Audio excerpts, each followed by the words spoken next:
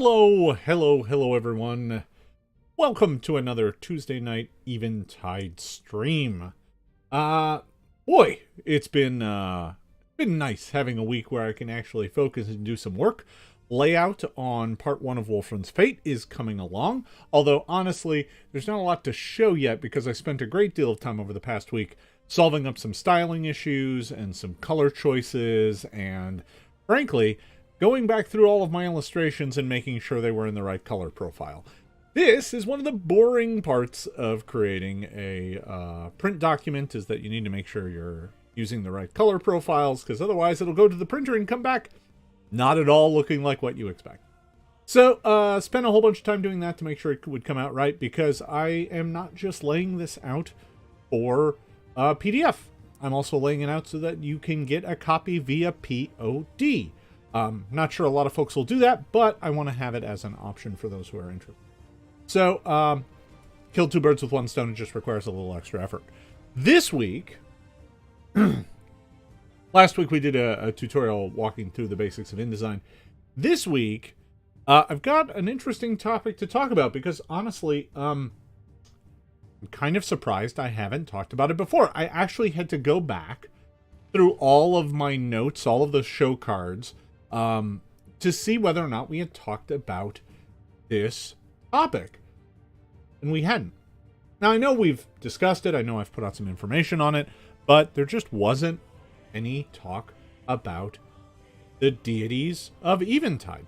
We just haven't done it yet. Excuse me. So I thought, maybe we should sit down and just talk about the deities for a bit. That'd be a good thing to explore and kind of chat about. It's becoming more and more a part of Wolfram's Fate as a storyline. It's not really very present in part 1.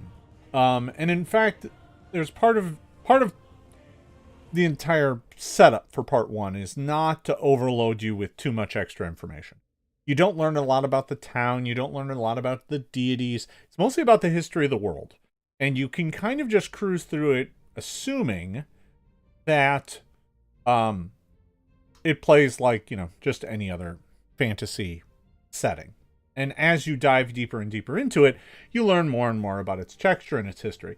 It's in part 2 that you start interacting with the faiths, the deities, the religions of Eventide. Now, player characters are never going to be exposed necessarily to all 5 right away. In fact, that is one of the more interesting things about Eventide, is that there's not a gigantic pantheon. That is one of the biggest differences between Eventide and most other campaign settings. It's not monotheistic, but it is close. There's only 5 deities that folks pay homage to total in the entire world. Now, according to legend, there used to be more. That there used to be a very broad pantheon with dozens of deities. But over the years, many of those deities have fallen out of favor. Folks have stopped worshipping them, and most importantly, their constellations have disappeared from the night skies. So, back in the early days, folks turned to the night sky to commune with their deities. Most large religious services were held at night when they could see the constellation in the sky. And the sky was filled with constellations of various deities. But over the years, some of those, like I said, have just kind of fallen out of favor. Folks stopped worshiping them, and their stars disappeared from the sky. It was even said that that the gods would send emissaries to make pronouncements and speak to the world, that this was an area of time of mighty magic. And unsurprisingly, since Eventide, all of those things have kind of gone by the wayside. The thing that's interesting here is that there are still people who remember the old deities. People will find books, holy books to deities that no one even knows about anymore. There are all these kind of now deific mysteries floating around in the setting. And in fact, there's even a few spots in the Icescar Valley where I mention other old forgotten faiths that, folks today don't worship, but there are weird kind of backwater cults that still pay homage to these deities that have by and large grown silent. Now, the thing about them that's interesting is that today most faiths are being administered by, priests who have no magical ability. They don't get spells and powers. They offer up prayers, they lead the community, they help folks in whatever way they can based on their faith and their tenets of their faith. But most of them are not clerics in the game sense. They're priests. They're lay people. In fact, in Part 2 of Orphan's Fate, you meet a fair number of them, and none of them have spells. They're not spell casters. That's not to say that there's no clerics in Wormbone. There are, but some of the main characters are not powerful clerics.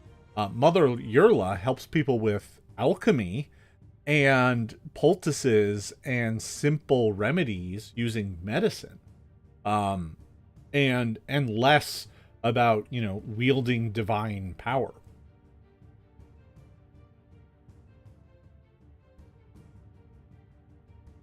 So as a result, for the common folk of Eventide, the faiths are something that most folks pay some varying level of lip service to. Like, if you're in a town that worships Astramari and Valanav, which is going to be pretty common, you might go to the various holy days for both faiths. And if people ask you whether or not are you a devotee to Astramari or Valanav, the answer would be, well, I go to both their holy days, right? It's not. There are people who are devout to the point where they deny the other gods, but that's far less common in this world than it is in other settings where you pick your deity. That's the deity you worship. In Eventide, most people venerate all the deities in some way, shape, or form. They might even give offerings to the evil deity to kind of buy him off, to convince the evil deity to leave them alone, right? It's less about strict adherence and more about veneration of powerful beliefs.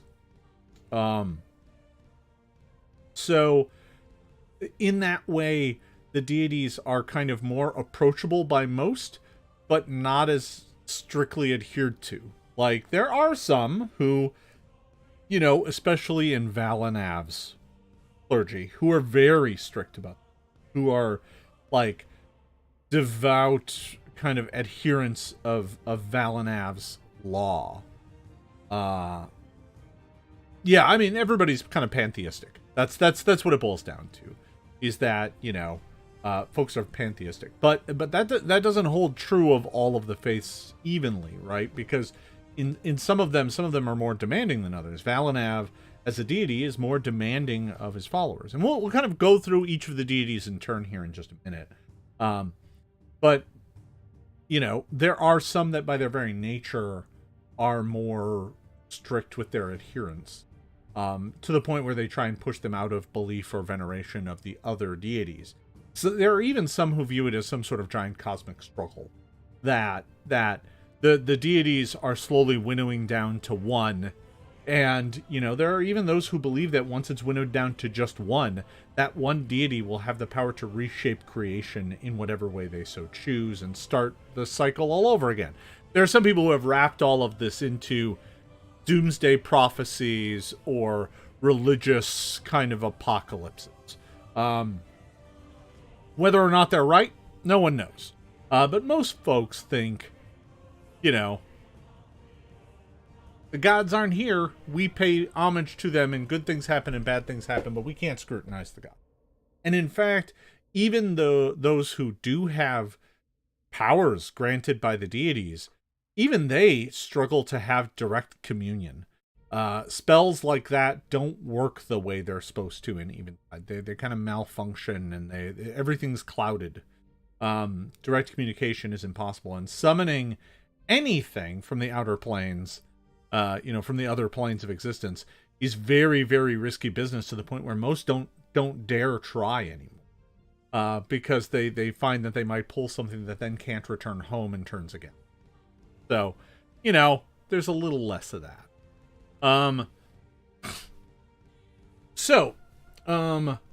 That's kind of the basis. Now, I mean, as I said, each deity has a constellation. And the 5 remaining deities, their constellations are all kind of around the equator of the world of Eventide. Turns out I had to look up, are there constellations that are not visible to some hemispheres on the planet? And the answer is yes. And as a result, the only constellations that are left are kind of located around the equator, and therefore are visible by everyone on the planet. But there are constellations in the night sky that are far enough north that people in the southern hemisphere basically never, because that's just the way they're tilted, and you don't get to see those ever. So that's interesting. I learned a bit on that when I was doing some of the early design on them. Yeah, so people will, adorn, during holy days and stuff, people adorn them, their buildings and their clothing with the various constellations, and, use those as their symbols. That's also all of their holy symbols are these constellations, or the stylized versions of them. Now, the clergies in most towns still serve much of the similar role that I think we would expect of clergies. Many of them are centers of learning. They keep education going. They copy manuscripts and do that sort of thing. Although in some of the cities there are things like rudimentary printing presses and things like that. So, they don't have to do all the work by hand anymore. But many of them do still copy holy books by hand and things like that. But they also serve, other functions as well, teaching, giving sermons, giving lectures, healing folks, helping folks, and kind of serving that general function, offering guidance, performing various ceremonies, marriages, funerals, things like that. Those things are still done. Generally speaking, folks get married in front of the clergy of Valanav. But funerals are usually held by the clergy of Astramar. So there are, some of the roles are kind of split out, but not, there's always exceptions, right? If someone's a very high devotee of Emnagor, they may have their body left out in nature to be reclaimed, and bypass the Astramari funeral entirely. Right, so there are specifics that happen. A lot of this stuff is stuff that's frankly still kind of developing, and some of it I'm letting develop frankly through play. I'm working with some of the characters in my groups to kind of help develop their character and their expression of these deities. We haven't touched on it too much, but there's been some.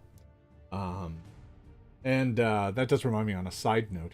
Entirely side note. I'm not ready to announce anything yet, but I've got a new player joining one of my playtest groups because I lost a player several months ago. And I'm super excited about who I've got to join. But I can't say who. But I want to confirm that they joined and are good to go before I talk about them. And before I let them talk about it in public, because they will definitely attract attention. So, fun stuff like that. Let's see, what else we got here? I think we should probably move on and talk about the deities themselves. So let me go ahead, bring this in. Nope, wrong one. Let me grab this one first. Okay. I do have one player playing a cleric, and she is a cleric of Astramar. So that's been fun. So okay, let's talk about the deities, because there's 5 deities, and each one is tied to kind of one alignment. Not like a specific alignment, but one aspect of alignment. First let's talk about Astramari. Astramari is the good deity, so goddess of purity and redemption.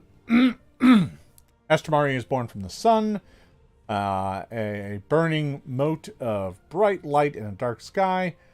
Those who worship her are encouraged to help those in need, tend to the ill, provide aid to neighbors, and offer redemption to the wicked. Those who would do evil quickly find that she is not soft in the face of such threats, and when folks turn from her light, refuse her offer of penance, they find her and her followers standing firm with righteous fury. This is your very traditional good deity. Astramari is, her constellation is a blazing star, so like a comet, or a falling star, arcing through the night sky. And she has some other names: the Mother, the Night Star, the Heartblade, the Guide Star. So one thing that was really interesting that I did hear is that there's only 5 deities, but the different peoples around the world call them different things. And sometimes I broke that out by ancestry, sometimes it's just kind of left vague, and I think when I get into more regional kind of discussions, some of these deities might have regional names as well, but they're always the same 5 deities. Sorry, folks, I've got a bit of a phlegmy throat here today. I've been in a lot of meetings today. I did want to go down and look at clerics here real quick. You.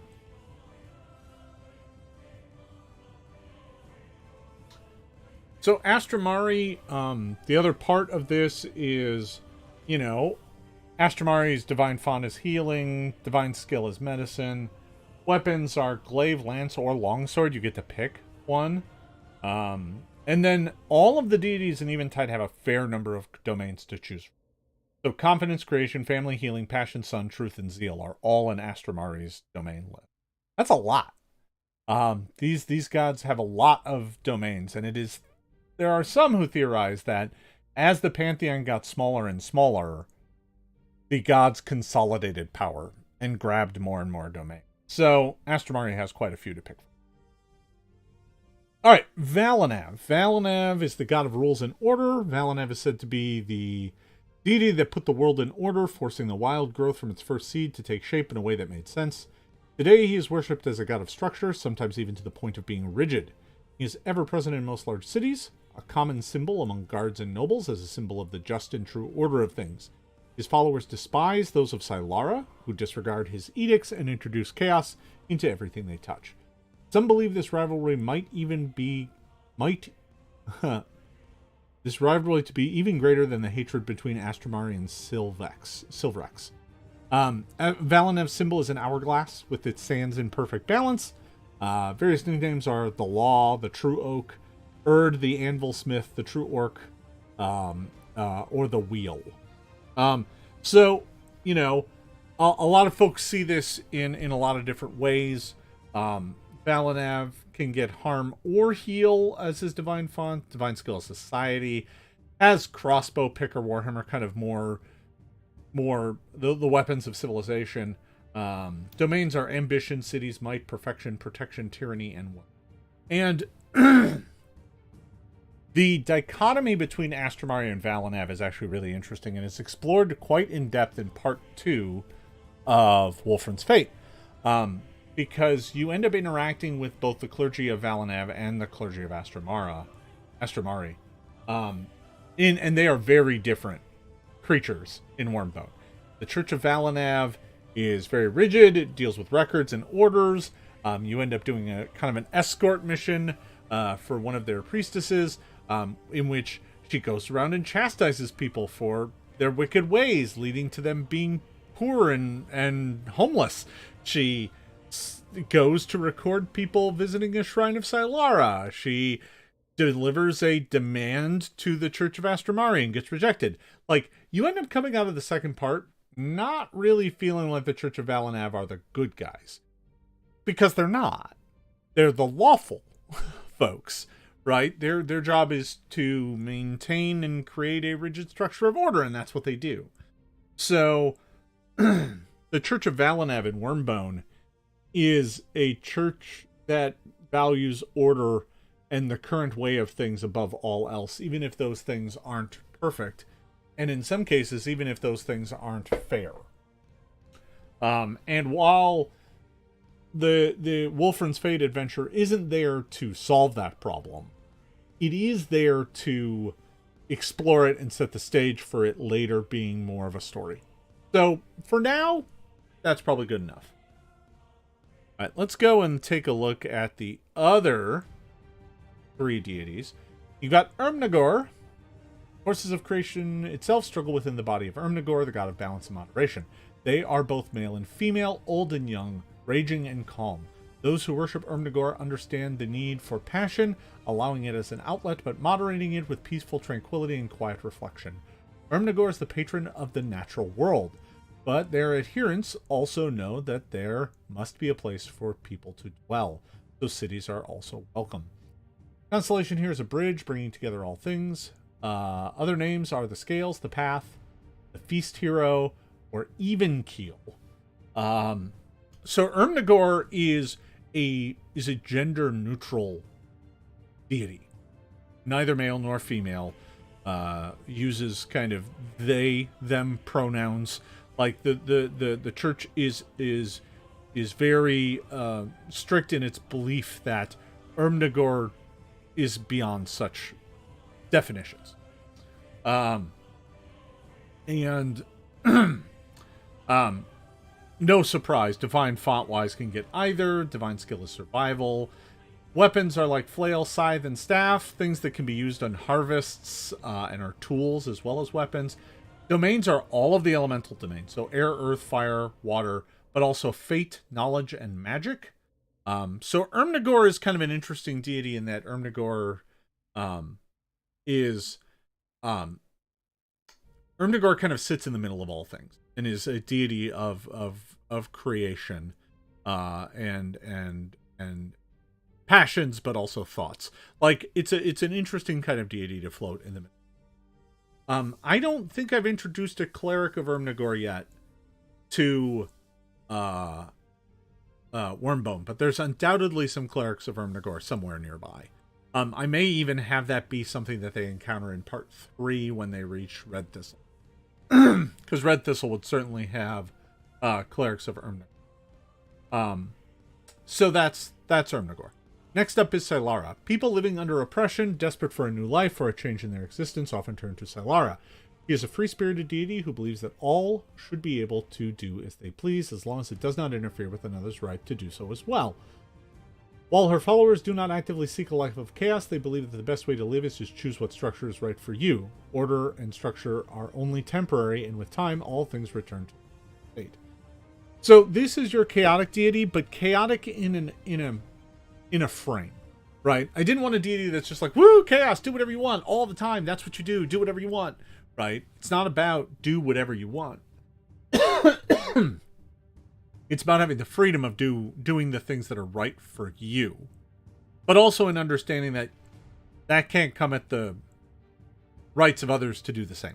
So you can't, imprisoning people would be wrong, even if you want to do it. It doesn't matter if you want to do it. You're taking away that freedom from yeah, the symbol here is a raging cyclone spinning through the stars. Other names are the broken chain, the guide, the raging axe, or the tempest. So I really do like the halfling names in here are some of my favorites. I do want to say. So the halfling names are Guide Star for Astramari, the Wheel for Valinab, Even Keel for Ermnagor, and Tempest for Sylara. And then for Sylvex, it's the Deep. And one of the things I love about those is because the halflings in Eventide are seafaring people. All of their names for the deities are kind of maritime based. I'm not sure if anyone's picked up on that yet, but I'm particularly proud of that little note. It's one of the things I love about this setting is that I'm able to kind of infuse it in kind of interesting ties to the various cultures and people that I've created here in a way that is kind of fun and new and mine. And I like that. So the clerics of Sylara have appeared in, well, they haven't seen the clerics yet, but in Wormbone, there's a traveling shrine. Sylara doesn't have a permanent temple. In Wormbone, there's a shrine that gets set up. People then can make offerings, and then the next day it's gone and moved somewhere else. So there is a clergy. There are people who are doing this. They just do so in secrecy, usually late at night when no one's around. They'll just come and pack it up and move it around. Now, Gloamlings, a lot of Gloamlings worship Sylara. And in fact, Secret Time, the shrine in Wormbone is moved around by Gloamlings. Gloamlings come at night and move. Yeah, Harmer heal here as well. Most of the deities, only Astramari has heal as her font. And only Sylvex has harm. All the others get choice. Divine skill here is deception. Favorite weapons are battle axe, rapier, and shortbow. Kind of roguey stuff. But also like ragey stuff. Domains are dreams, freedom, indulgence, luck, moon, travel, and trickery. All of that kind of makes sense. So that's Sylara. Sylara is chaotic. The followers of Sylara and Valanav really do not get along. In that the clergy of Valanav hound Sylara at every passing clergy of Sylara. And that is very true in Wormbone. They basically want to outlaw them and drive them out. They see them as no good and agitators. Now, the clergy of Sylara are also the ones who are definitely going to push for, like, workers' rights and freedoms against systems of oppression, like the systems of nobility and land ownership. Sylara is not here for that.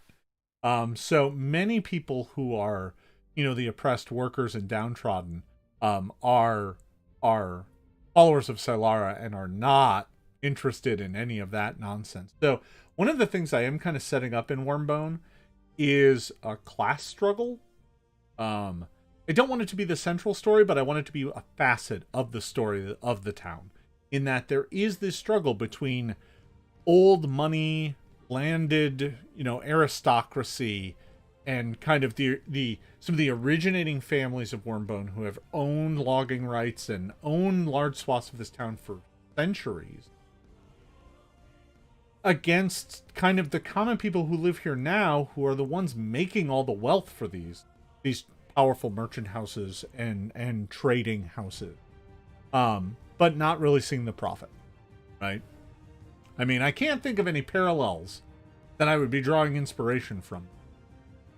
Not that I, but just in general. So that's Sylara. And lastly, we have Sylvex. Applying to our basest desires, Sylvex offers limitless power for those who have the strength to take it. Though, through this dark deity, many conquerors have found their true calling, putting up bloody offerings to ensure victory. Those who venerate Sylvex do so out of fear, knowing that without his favor, they will most certainly fall. His clerics operate small cults, cells in many cities, and those seeking to perform foul deeds will often turn to them for guidance, or even assistance. Assassins, thieves, and simple thugs can all be had at such temples, for the right price in coin and offerings. Sylvex's constellation is a raging dragon. Other names are the Devil, the Red River, the Fire Whip, and the Deep. This reminds me of the other names as well. So, let's see here. The dwarven names are Hearthblade, Anvilsmith, Feast Hero, Raging Axe, and Fire Whip. The elf names are Nightstar, True Oak, the Path, the Guide, and the Red River. So I do think there's something fun floating around in there. I've got a few other names floating around in there. Over time, I may flesh those out to be all of the major kind of ancestries. I'd love to get all the orcs in there, because the orcs have some really interesting ones. I believe there's one orc name mentioned in there called the True Orc, and that's for Valanav. Because the orcs, I'm still trying to kind of fully define what orcs are in my world. But I'm trying to step away from some of their more stereotypical paths that I'm not here for. So, will there be a dwarven economist that writes a manifesto? Probably at some point. Yeah, it's only a matter of time. So Sylvex has the harm font, intimidate as a skill. Weapons are dagger, rancier, or whip. Domains are darkness, death, destruction, nightmares, pain, secrecy, and One of the things that's interesting is that I don't think any of the domains are shared by the deities. There's no overlap. So, like, the domains that your deity has, none of the other deities. So if you're looking for someone to use the freedom domain on you, you better find a cleric of Silara, because there is no one else.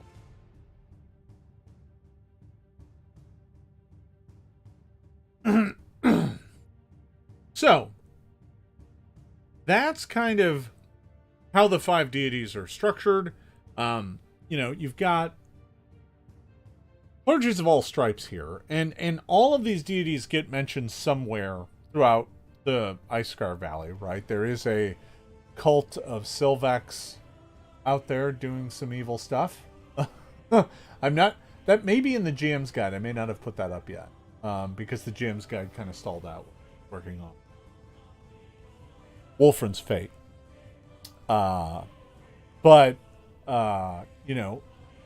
there is a cult of Sylvex, Silara, Astramari, and Valanav are all present in Wolf. And Ermnagor is probably more out in the wilderness than in the city itself, but maybe not unheard of. So that is kind of how the deities are basically structured. I think, there is room to talk and explore other deities. This does make me wonder, do I...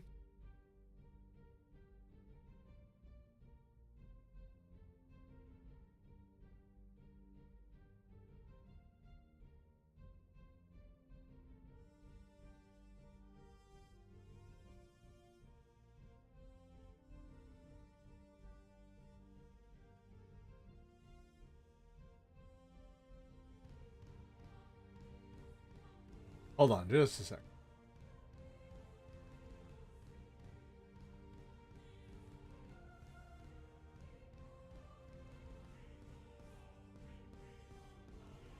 All right, yeah. That's in the GM's guide. So there are some strange and mysterious cults floating around. Some of them are worshipping like different aspects of other deities. That is one thing that I'm kind of having fun playing with. The cult of Sylvex that exists isn't worshipping Sylvex. They're worshipping a manifestation of Sylvex called the White Mammoth. And, so that is one of the things about the deities here, because there's not a gigantic number of them. They serve more functions than just their obvious function. There are people who worship the deities as other things and as other expressions. That also goes true when you travel around the world and they have different representations of the deities themselves. If you go to Helenanthus, all of the deities are halflings, right? They view them as their own people. There's nothing wrong with that. That doesn't mean it's true. It doesn't mean it's false. It just is the way that they worship them. And, visiting clerics of Astramari might be like, hey, no, Astramari is a human. That's what we worship over in Ulnir. But that's not actually how any of them are taught to approach it. They know that their deity takes many forms. That is kind of baked into all of the religions. That there is no one true representation of the deity. There is their symbol, and beyond that, they are imagined in many different ways. And so, yeah, at this point in time, I think I'll open it up to some questions. I see that we got one already. I'll get to that here in just a sec, but I do want to say, happy to answer some questions about these. One of the first ones was, why didn't I just go with the alignment?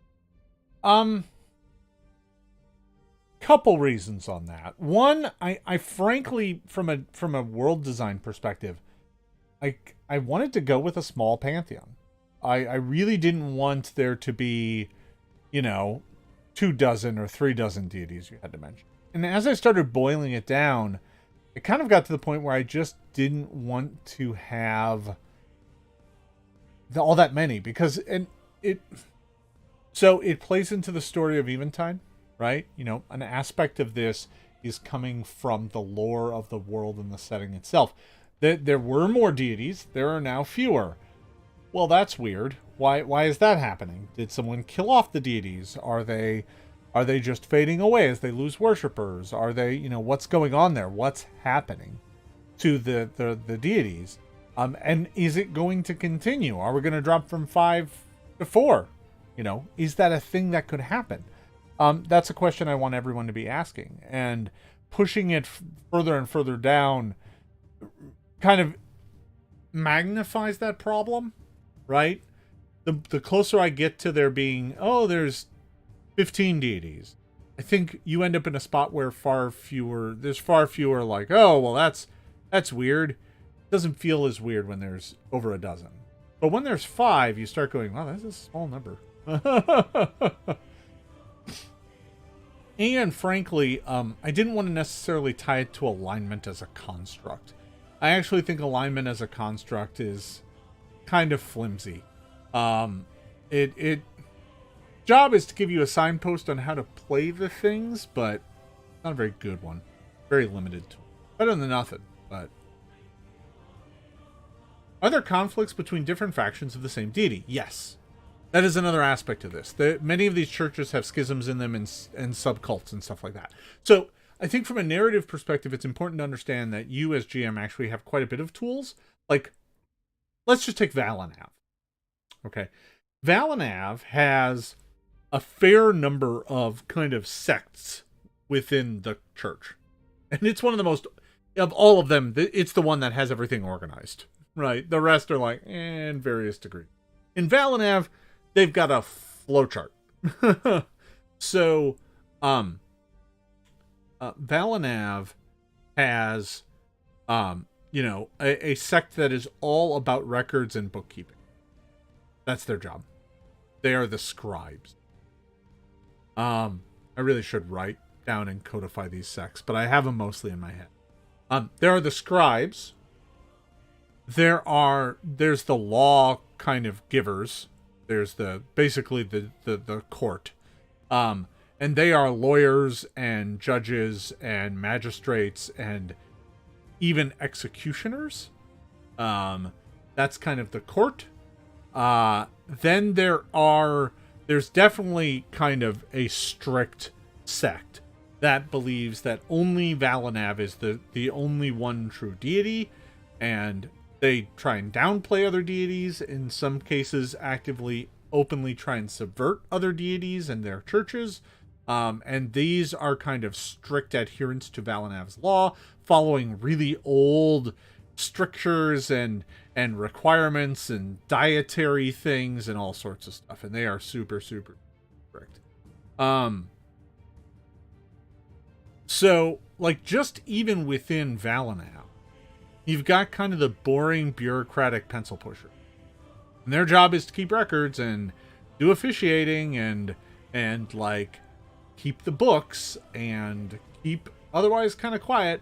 Then you've got kind of we are here to assist in civilization, judging people of crimes and serving as law. And in many small communities, the Church of Valanav is the legal system. It can pose some conflicts of interest depending on where you're at. In other places, they may be used, they may be the lawyers, but there are others who serve as the kind of judges. Depends on where you're at. In Wormbone, the Blue Banners have their own internal court system for those that get arrested, and the Church of Valanav has a presence within that system, in that they have members within that organization, but the organization is not run by the Church of Valanav. So, yeah, I mean, honestly, the concept of having a local church be also your legal system, that is a little spooky, right? I should remember that and explore it at some point in time in the future, because that could be fun. Well, fun. Let me put quotes around that. That could be fun. Yeah. Question: are the deities distant and do not directly engage? Do avatars manifest divine intervention or anything like that? No. There are legends of that stuff happening, but it hasn't happened in a while. The deities have mostly gone silent. There There are rumors that there are some powerful enough to still commune with them, but the average cleric has never heard their deity. Those who actually have power do so through a link, for the most part, right? So there are links in the game. Links are kind of a way to strengthen your bond to your magical tradition. And there are arcane links and divine links. There are rumors that there are primal links, but no one has seen one and knows what they are. And a cult doesn't need links. A cult still works fine. So the arcane links are generally shards. They're broken pieces of powerful old magic items. And the divine links are called reliquaries. And those are, a finger boat of a saint, a scrap of a holy parchment, one of, a coin from Valinav's scales, a bit of burnt ash from a tree destroyed in Sylvex's flames, a gust of wind from Silara's tempest, a clump of earth from Ermnagor's shrine. They're all there's something religious or sacred about them, but that's how they strengthen their ties. And then those who are lucky enough to have a link are able to prepare and cast spells mostly as normal. But they do so only through that link, and they don't have any direct... There's no direct covenant with their deity, like there are in others. It's more of a feeling. They are filled with a divine presence, but it's not one that they can communicate with. A feeling. Yeah, so, let's see here. How common are followers and cults of forgotten gods? They're rare, but they're not unheard of, right? I'm trying to remember which one it is that I'm thinking of, because I know somewhere it's in my GM's library. Let me open up the GM's library. I think in here where I talk about secret organization, there's one in Wormbone. Yeah.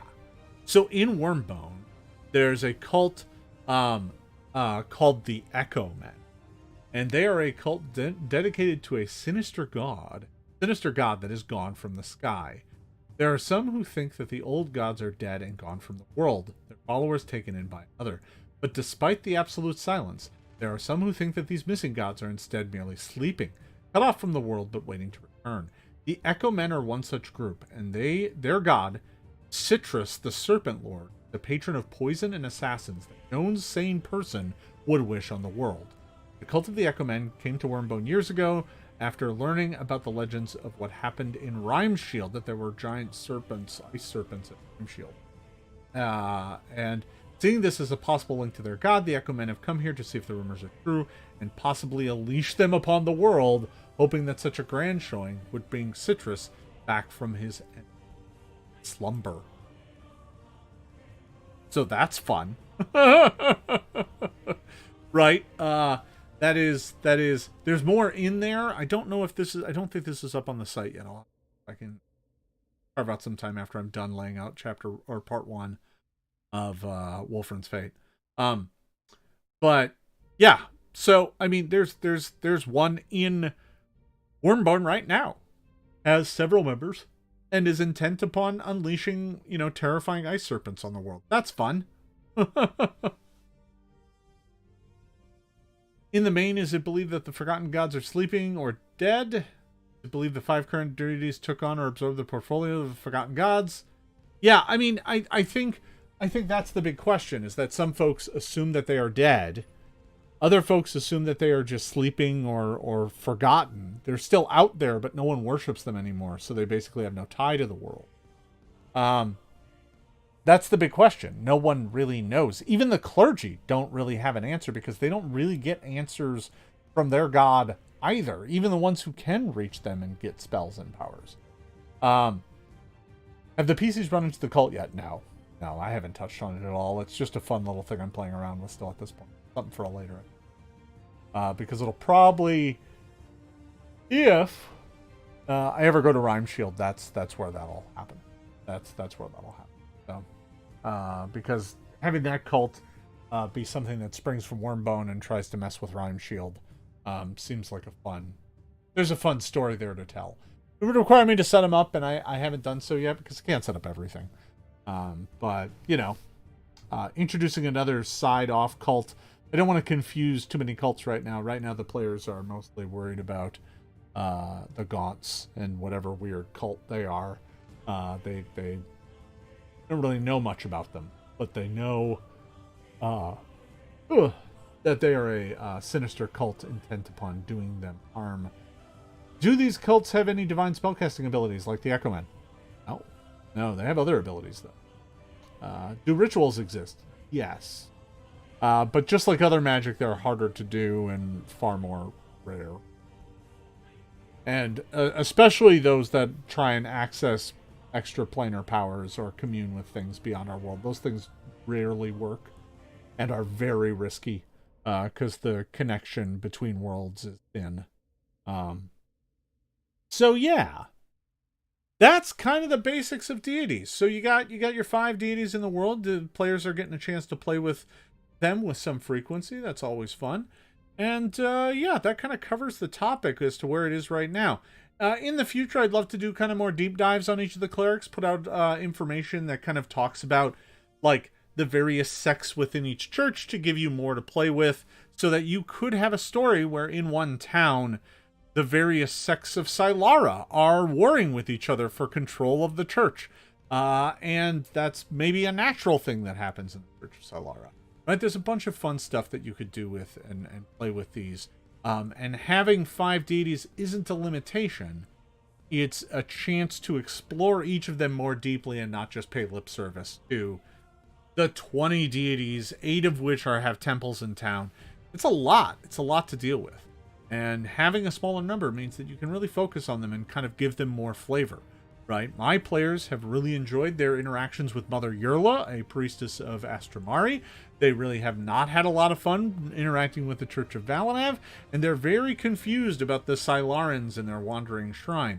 This doesn't even mean that they haven't even run into Sylvex or Ermnagor yet, but we'll round that out. All right, folks. That's all I have for today. I've got another stream coming up here shortly, so I'm going to let you all go. Thank you for tuning in here today. Thank you very much for your support. We're going to keep on rolling on. I do want to do a Saturday Secrets of Eventide stream here soon. I just need to carve out the time to do it. Maybe this week. Maybe I'll start that back up next week. I don't know. We'll see. We'll see what I can come up with between now and Saturday. Either way, folks, we'll be back here next Monday to talk more Eventide. Thanks for watching, everybody. Thank you for your support, and we will see you next time. Wrong one. Get out of here.